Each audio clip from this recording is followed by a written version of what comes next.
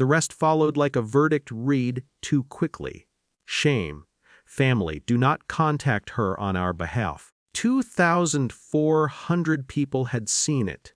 I could picture the reach in a way numbers usually don't allows my in-laws' living room, church secretary's desk, the parents who sat 2 rows behind us at school assemblies.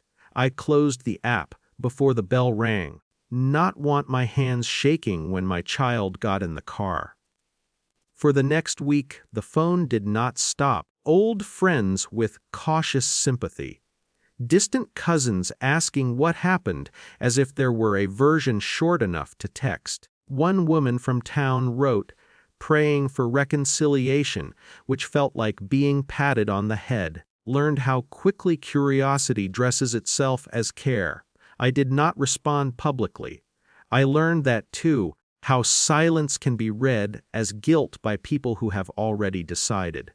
At the grocery store, conversations stalled when I turned down an aisle.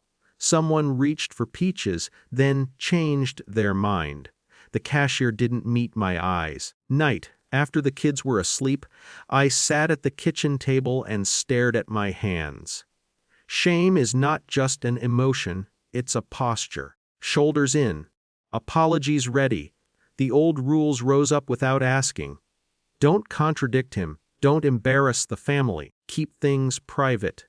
Even now, with my name broadcast like a warning label, my first instinct was to make it easier for everyone else. Husband didn't argue with my quiet.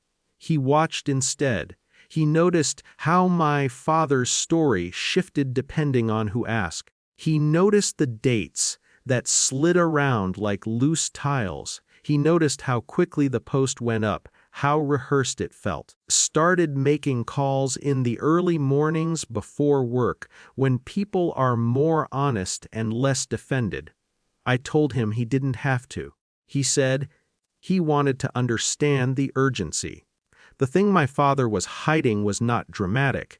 There were no photographs, no criminal charges. It was worse in a smaller way, a pattern of decisions that explained why exposure was the weapon of choice. Complaint filed years ago and quietly settled. Financial arrangement tied to his position in town that depended on being perceived as beyond reproach. Person he had insisted we stop inviting to holidays because they brought chaos, whose account had been dismissed because it complicated his. When my husband laid it out on the table, papers, notes, a timeline drawn in pencil, I felt something loosen and tighten at the same time. Relief, yes, and grief for how many years it had taken for someone to look without flinching. We talked about what to do and what not to do. There was no appetite for spectacle.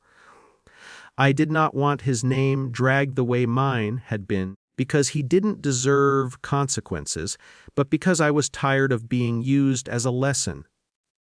The truth had a place to go, just wasn't Facebook. The meeting happened on a Tuesday afternoon, conference room with windows that didn't open and a clock that ticked too loud.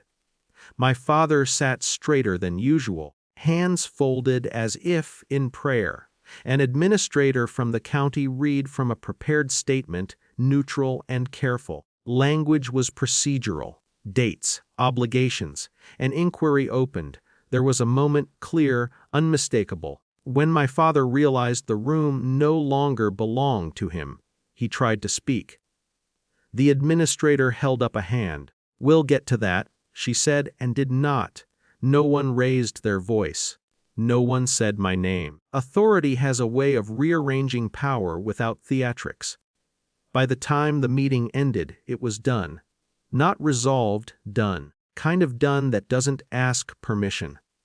After that, the town went quiet. The post stayed up. It wasn't taken down, wasn't apologized for. It didn't need to be. People stopped referencing it. Conversations thinned. Invitations shifted without explanation. The church bulletin included a note about leadership changes, vague enough to be polite. When I walked into the grocery store, the cashier smiled again. At home, the kids asked fewer questions. Oldest wanted to know if we were still a family. I said yes and meant it in a way I hadn't before. I did not feel victorious. There was no moment of triumph waiting in the wings. What I felt was steadier. Dignity returned without a parade. The harassment stopped. The calls dried up. Boundaries that had always been theoretical became real, enforced by something sturdier than my resolve. About my father sometimes and feel a complicated quiet. He is not ruined, he is not redeemed, is smaller in the way men become when their leverage evaporates.